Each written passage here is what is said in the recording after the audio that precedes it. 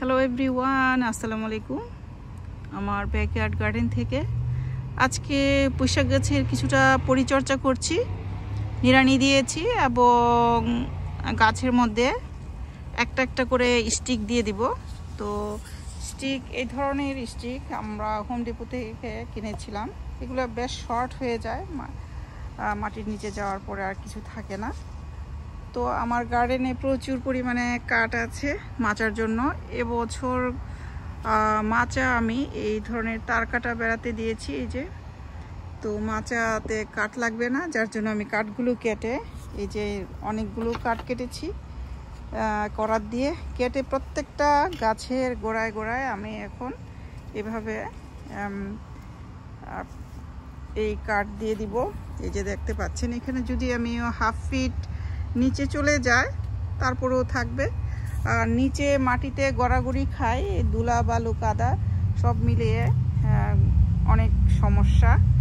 তাই আর কি আমার চিন্তা, গাছটাকে আমি উপরের দিকে তুলে তারপরে আগাডোগা খাবো, নিচেরগুলো খাবো না।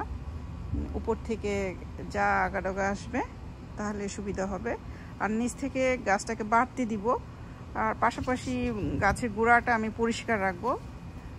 মাটিতে পুঁইশাক গাছ অনেকে বাওয়ায়, আমার কাছে সেটা পছন্দ না।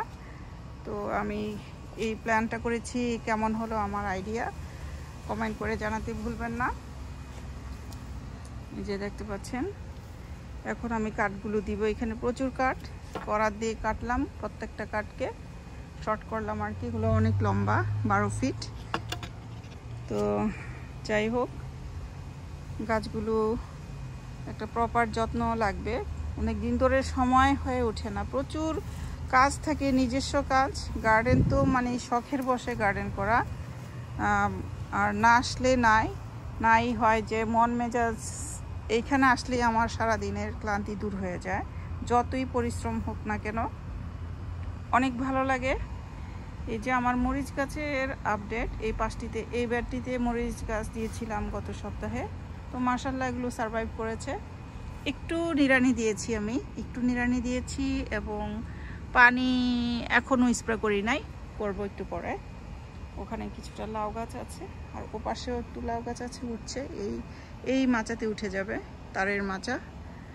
আর এখানটাতে আমার ধুন্দুল হয়েছে, 2টা ধুন্দুল ঝুলেছে, মাশাআল্লাহ, আল্লাহুম্মা বারিক।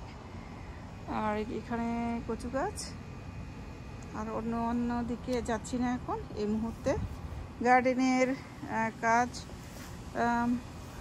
আসলে শেষ হয় না, যত্ন তো লাগবেই।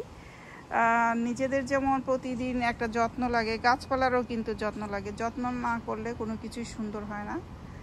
চারা গাছগুলো একটা বেবির মতোই বড় হয়, আমাদের যত্নের উপরেই ডিপেন্ড করে সুন্দর গাছপালা। তো গাছের নিড়ানি দিতে হবে, উপযুক্ত সময়ে তাকে সার দিতে হবে, তারপরে পানি দিতে হবে, এ আর কি।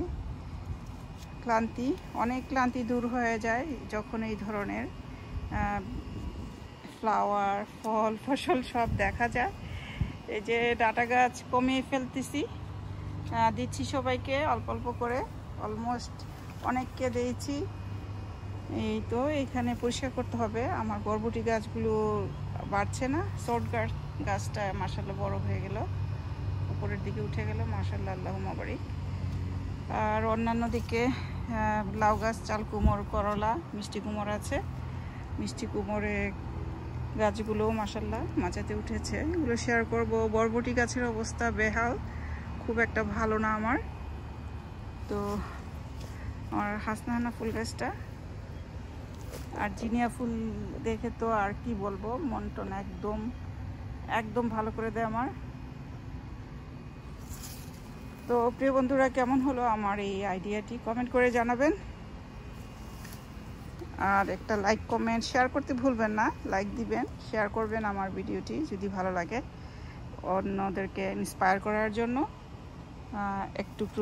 এক চিলতে আপনার ব্যাকয়ার্ড না থাকলে আপনার বারান্দাতে করতে পারেন, ব্যালকনি, ছাদ বাগান করতে পারেন। বাগান করা কোনো খারাপ বিষয় না, ফুল গাছ লাগাতে পারেন, ফলের গাছ, সবজি গাছ।